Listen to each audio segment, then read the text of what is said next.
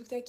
On se retrouve pour mon top 5 de chez Hugo New Romance, sachant que c'est un classement que j'avais déjà fait. C'est pas all time, c'est vraiment parmi les derniers que j'ai lus. À la 5e place, on va avoir Red Falcon. Il est sorti en poche, du coup je l'avais pas lu encore. Franchement j'ai adoré, c'est une romance avec de l'enquête et j'ai passé un super moment. Moi j'étais hyper tenue en haleine par cette enquête là. À la 4e place, on a The Problem with Dating de Brittany Sechéry. Donc c'est le tome 1 d'une trilogie où on va suivre 3 sœurs qui vivent dans une petite ville, donc c'est une small town. On suit donc Yara qui a rencontré un homme qui vient de la ville et qui a ouvert son restaurant dans la petite small town. Voilà, j'ai trop aimé, c'est du BCC. Alors cette fois-ci c'est beaucoup plus une rom-com et il y a quand même de la profondeur, donc voilà, j'ai adoré.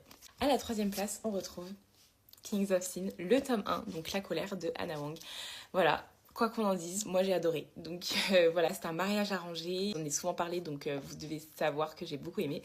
Le tome 2, je l'ai bien aimé, mais beaucoup moins que le tome 1. J'ai hâte de découvrir la suite de cette saga. À la 2e place, j'ai mis Savage de Mia Sheridan. Moi j'ai trop aimé. Alors déjà, c'est le premier roman de Mia Sheridan que je lis et j'ai adoré sa plume. On est sur en fait une romance entre un homme qui vit en fait dans la nature, qui est un peu sauvage, et une guide des montagnes. En plus, en parallèle, il y a une enquête. Et en fait, moi j'adore quand il y a des enquêtes en plus de la romance. Les rebondissements, je m'y attendais pas. La fin, enfin voilà, j'ai vraiment adoré. Je trouve qu'on n'en entend pas beaucoup parler.